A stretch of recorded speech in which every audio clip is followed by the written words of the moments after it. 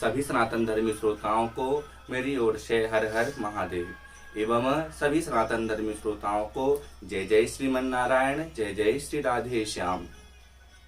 बंधुओं, आपका अपने YouTube चैनल धर्मपथ सुनने वाले पर हार्दिक हार्दिक स्वागत है।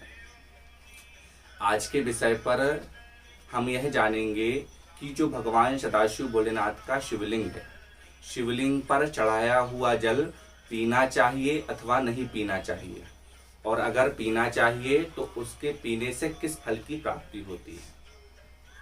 हम जानेंगे शिव महापुराण के अनुसार।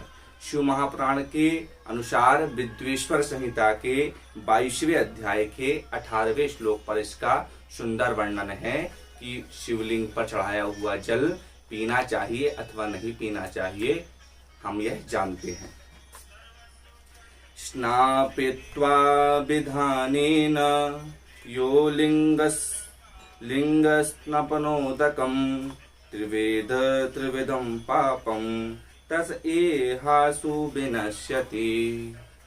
शिव महापुराण पर यह बताया हुआ है कि जो विधि पूर्वक षोडशोपचार विधि के द्वारा भगवान शिव का जो पूजन किया करता है, उसके बाद शिवलिंग को स्नान कराकर और उस जल को, किस जल को, स्नान कराने के बाद जो जल प्राप्त होता है उस जल को 3 बार आचमन करता है, पीता है, तो उसके समस्त पाप नष्ट होते हैं।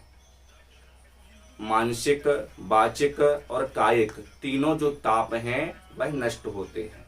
ये तो बात हुई कि शिव महापुराण के अनुसार हमारे तीनों जो पाप हैं वह नष्ट होते हैं जल पीने से।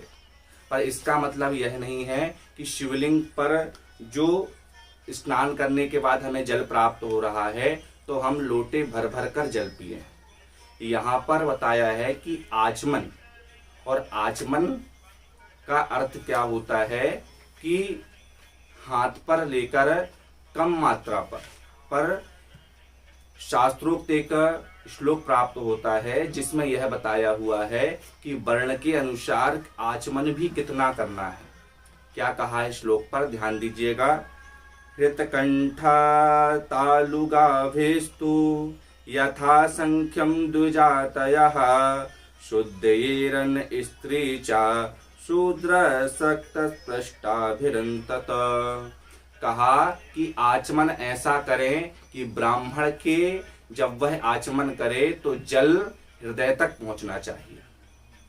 उसके बाद क्षत्रिय को बताया जब वह आचमन करे तो उसका जो जल है वह कंठ तक पहुंचना चाहिए, और वैश्य के लिए बताया है कि वह आचमन करे तो तालु तक पहुंचे, और शूद्र के लिए बताया है कि वह इतने जल का आचमन करे कि उसके जिह्वा तक पहुंचे। कहने का अभिप्राय यह है कि शिवपुराण यह नहीं कह रहा है कि जल को बहुत ज्यादा पीना है, आचमन मात्र, थोड़ा आचमन कर और इस प्रकार शास्त्रीय आदेश अनुसार ही आचमन करेंगे तो आपके तीनों तापों का और पापों का नाश होगा।